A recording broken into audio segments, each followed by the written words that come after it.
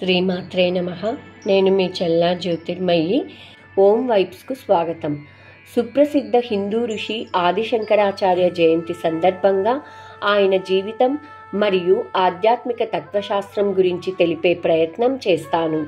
ముందుగా ఆదిశంకరాచార్యుల వారి జననం, వారి బాల్యం మరియు విద్యాభ్యాసం గురించి తెలుసుకుందాం.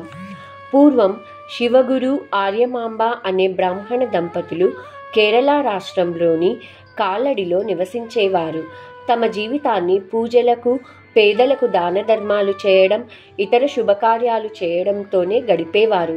సంతానం లేని ఈ దంపతులు త్రిచూర్ వెళ్ళి వృషభచలేశ్వర ఆలయంలో 48 రోజుల పాటు శివుడికి పూజలు చేయగా వారికి ఒక కుమారుడు ఉత్తరాయణ పుణ్యకాలంలో ఆరుద్ర నక్షత్రం యందు వైశాఖ శుద్ధ పంచమి రోజు జన్మించారు. శంకరుల బాల్యంలోనే తండ్రిని కోల్పోయారు. ఆర్యమాంబ కొడుకు పోషణ బాధ్యతలు స్వీకరించి శాస్త్రోక్తంగా ఉపనయనం జరిపించింది. శంకరులు ఏకసంతాగ్రహి. బాల్యంలోనే వేద విద్యలు, సంస్కృతం అభ్యసించారు. బాలబ్రహ్మచారి శంకరులు ఒకరోజు భిక్షాటన చేస్తూ ఒక పేదరాలి ఇంటికి వెళ్ళగా అక్కడ భిక్ష అడుగగా భిక్ష వేసేందుకు ఏమీ లేక తన ఉపవాసాన్ని విరమించడం కోసం ఉంచుకున్న ఉసిరికాయను దానం చేసింది. దానికి చలించిపోయిన శంకరులు అసువుగా కనకదార స్తోత్రాన్ని చెప్పారు. కనకదార స్తోత్రంతో పులకించిన లక్ష్మీదేవి బంగారు ఉసిరికాయలు వర్షింపజేసింది. ఇలా ఆదిశంకరాచార్యుల వారు ఎన్నో ఆశ్చర్యకరమైన కార్యాలు జరిపించి అందరినీ ఆశ్చర్యచకితులయ్యేలా చేశారు. సన్యాసం తీసుకునే సమయం ఆసన్నమవడంతో శంకరులు తల్లి అనుమతి కోరారు. శంకరులు సన్యాసం తీసుకుంటే తాను ఒంటరినవుతానన్న కారణంతో తల్లి అందుకు అంగీకరించలేదు. ఒకరోజు శంకరులు పూర్ణానదిలో స్నానం చేస్తుండగా ఒక ముసలి పట్టుకుంది. సన్యాసం తీసుకోవడానికి అంగీకరించమని, ఆ విధంగా మరణించే సమయంలోనైనా తాను సన్యాసిగా కొద్ది క్షణాలైనా ఉంటానని తల్లిని కోరారు. అందుకు ఆర్యమాంబ అంగీకరించింది. సన్యాసిగా మారే మంత్రాలు జపిస్తుండగానే ఆశ్చర్యకరంగా మొసలి శంకరులను వదిలేసింది. తల్లి అంగీకారం తీసుకుని శంకరులు కాలడి విడిచి గురువు కొరకు అన్వేషణలో నర్మదా నది ఒడ్డున గౌడపాదుల శిష్యుడైన గోవింద భగవత్పాదులు ఉండే గుహ కనబడింది. ఈ గౌడపాదులు వ్యాసకుమారుడైన శుకుని శిష్యులు. గౌడపాదుల శిష్యులైన గోవింద భగవత్పాదులకు నమస్కారం అని స్తోత్రం చేయగా గోవింద భగవత్పాదులు ఎవరు నువ్వు అని అడిగారు. అప్పుడు శంకరులు దశశ్లోకి స్తోత్రం చేశారు. అటువంటి అద్వైత సంబంధమైన మాటలు పలికిన శంకరులను చూసి ఇతడు సాక్షాత్తు భూమికి దిగి వచ్చిన పరమశివుడే ఈ శంకరులు అని గ్రహించారు. శంకరులు మొట్టమొదటిగా గోవింద పాదాలకు పాదపూజ చేశారు. గురువులకు పాదపూజ చేసే ఈ సంప్రదాయం పరంపరగా నేటికీ వస్తోంది.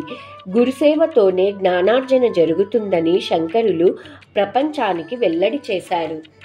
గోవిందపాదుల వద్ద విద్యాభ్యాసం పూర్తయిన తర్వాత గురువు ఆజ్ఞతో బ్రహ్మసూత్రాలకు భాష్యాలు వ్రాయడం కోసం పండితులకు నిలయమైన వారణాసి చేరుకున్నారు. వారణాసిలో విశ్వేశ్వరుని సన్నిధిలో వేద సూక్ష్మాలను అర్థం చేసుకుంటూ కాలం గడుపుతున్నారు. ఒకరోజు మధ్యాహ్నం కాలకృత్యాలు తీర్చుకోవడానికి గంగానది వైపు వెళుతుండగా మార్గమధ్యంలో 4 శునకాలతో ఒక చండాలుడు అడ్డుపడినాడు. అప్పుడు శంకరులు ఆయన శిష్యులు అడ్డు తప్పుకోమనగా ఆ చండాలుడు ఈ విధంగా అడిగాడు: సర్వానికి మూలమైన అన్నం నుండి నిర్మితమైన ఈ శరీరం చండాలుడిలోనైనా బ్రాహ్మణుడిలోనైనా ఒకే విధంగా పనిచేస్తుంది. మీరు అడ్డు తప్పుకోమన్నది కనిపిస్తున్న ఈ శరీరాన్న లేక లోపలనున్న ఆత్మన? ఆ విధంగా అయితే అది ద్వంద్వం అవుతుంది, కానీ అద్వైతం కాదు.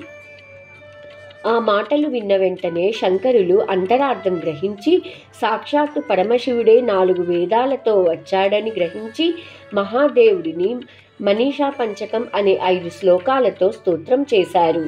శంకరులకు పరమశివుడు ఆయన తదుపరి కర్తవ్యాన్ని ఈ విధంగా వివరించారు. వేదవ్యాసుడు క్రమబద్ధీకరించిన 4 వేదాలకు అనుసంధానంగా ఉండే బ్రహ్మసూత్రాలకు భాష్యాలు వ్రాయమని, ఉన్న తప్పుడు అర్థాలను సరిదిద్దేట్లుగా చూడమని, తరువాత ఆ సిద్ధాంతం దేశం నలుమూలలు వ్యాప్తి చెందేటట్లుగా శిష్యులను పంపమని కర్తవ్యాన్ని బోధించి, ఆ పనులు అయ్యాక నన్ను చేరుకుంటావు అని చెప్పి శివుడు అంతర్ధానమయ్యాడు. అలా శివుని అనుగ్రహంతో గంగలో పుణ్యస్నానమాచరించి కాశీ నుండి బద్రీ ప్రదేశానికి వెళ్ళి అక్కడ ఉన్న పండిత గోష్ఠులతో పాల్గొంటూ 12 ఏళ్ల వయస్సులో బ్రహ్మసూత్రాలకు భాష్యాలు రాశారు. అనంతరం బద్రీ నుండి కాశీకి తిరిగి వెళ్ళినారు. ఇంతటితో శంకరాచార్యుల వారి బాల్యం, విద్యాభ్యాసం సంపూర్ణం. సర్వే జనా సుఖినో భవంతు. ఈ వీడియోను లైక్ చేయండి, షేర్ చేయండి, కామెంట్ చేయండి, సబ్స్క్రైబ్ చేయండి. మరొక వీడియోలో వారి తదుపరి కథనం గురించి తెలుసుకుందాం. అందరికీ శుభం జరగాలని కోరుకుంటూ మీ చెల్లా జ్యోతిర్మయి.